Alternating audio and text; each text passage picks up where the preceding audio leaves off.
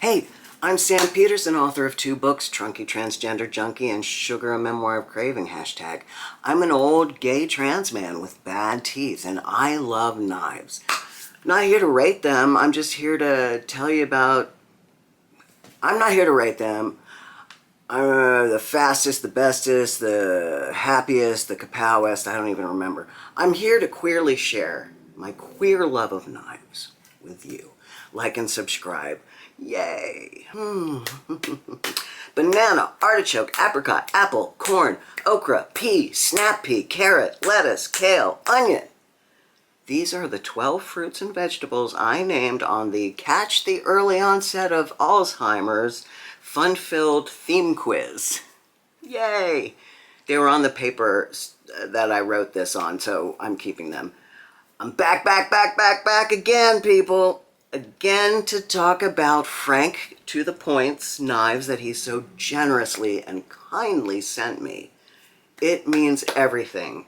When y'all do this, I literally can't do this, whatever this is, without you. So, here goes.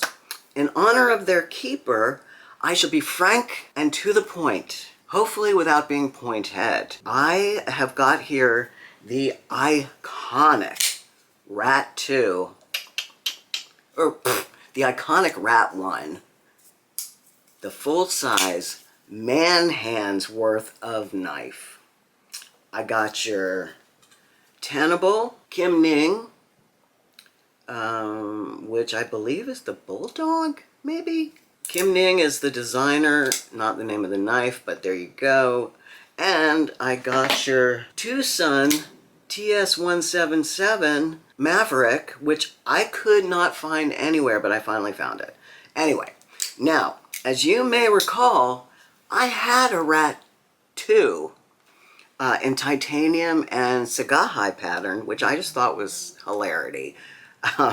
Anytime you dress up a beater, and it's kind of my thing, it's hilarious to me.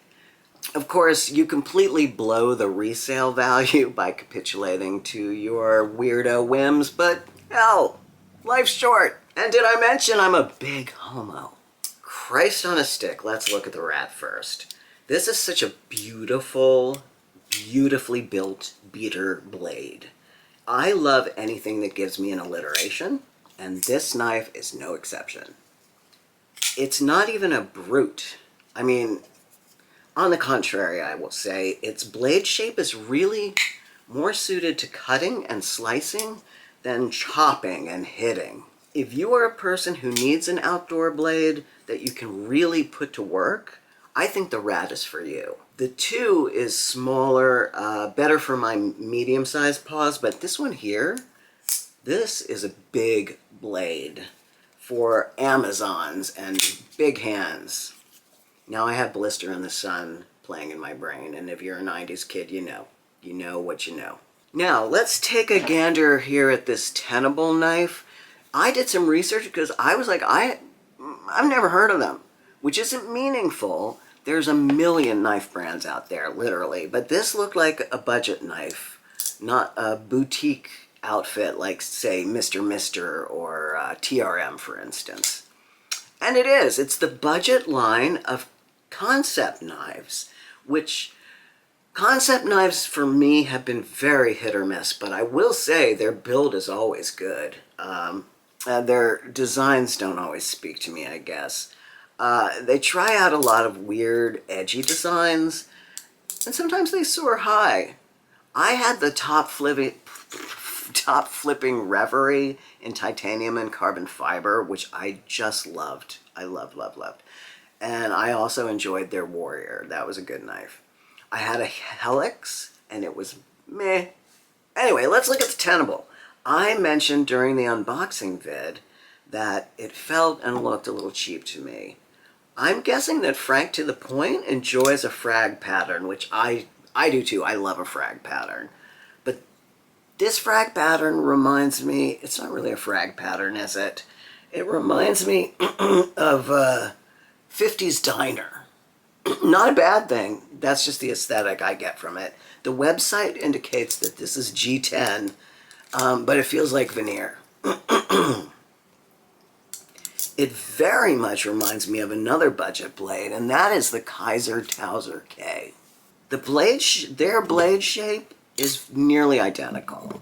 However, their handles are quite different. The Tenable version of the Concept Bulldozer is very top-heavy with this weirdly slim kind of handle. It doesn't flick out so much as thud. Listen to the Tenable and listen to the Towser K. They both feel pretty good in hand. I like the Towser's ergos. You can see it's been shaped to the hand, whereas the Tenable is very column-like. One thing I noticed, though, the Tenable's access to the thumb stud is way superior to the Towser K's. You can actually slip off the Kizer knife. You can get a Tenable knife for around 60 bucks, it looks like, 59 bucks. A Towser K costs 69 bucks. I say, for me, spend the extra 9 bucks and get a Towser K. That knife is a fucking beast, and you don't have to get it in serape pattern, which is what they're calling their gay-friendly, whatever it is. Clearly, that knife is a fucking beast. Clearly from its name, the Bulldozer has aspirations of being a fucking beast. And if you like this straight handle better, and some of you will, and if you prefer 14C28N, and some of you will, this is an excellent knife. The Towser K is 154 cm and also an excellent budget steel. So both are, in the words of Cedric and Ada, quality non-powder metallurgy steel. So there you go. I'll stick to the Kizer, but you do you, boo. There's room for everybody. Now, let's peer awkwardly at the top sun together, shall we? I had a two-sun, but I sold it. I find many of their designs very appealing, but for whatever prejudicial reason, I have fears about them being kind of a B-list knife brand, but I'm open. This knife is a chonk. It is a chunk of titanium. It is very solid, very meaty, very girthy, very grippy. Oh, we're talking about knives, shit. I like the look about this bad boy. I don't mind that it's very heavy. You know I like a big heavy knife. At this size, you're not going to put it in your whisk dry gym shorts unless you want a big sag, and not in a good way. I really enjoy this blade shape. It looks fierce. It looks deadly. Very sexy. Very, very dangerous. It's a thick blade too, M390. Unfortunately, it's got one of those frame locks that you have to be exceedingly careful about or the blade won't fly out. I'm very over frame locks that you have to contort your hand to avoid. This one isn't as bad as some, but it is a presence. To be honest, this blade doesn't do a lot of flying. As mentioned, it's a beater. And by beater, I just mean it's a big, heavy fucking blade. I don't know that you'd want to go out there and fucking beat on shit with it. It's too nice. I mean, it's really a pretty knife. But, as you can see, the, can you see it? This is aligned in the middle of the pivot, which means that momentum isn't there. It just doesn't fly out. It does come out, but it's kind of, it's not as lovely as other knives. But it's not bad. It's not bad.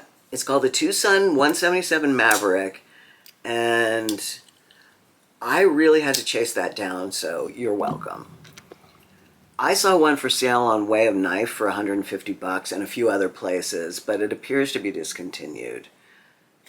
It's a really sexy fucking paperweight for sure. Again, there's something about this that's so close to my style. It's so what I love in a knife adjacent, but it's not bing, bing, bing, bing, binging me. I think it might be the action. I don't know. It's really great. Don't get me wrong. It's just not like, you know, blowing my neurons up like some other knives have. The only comparable companies I could think of in this price range are from Kizer or maybe Concept.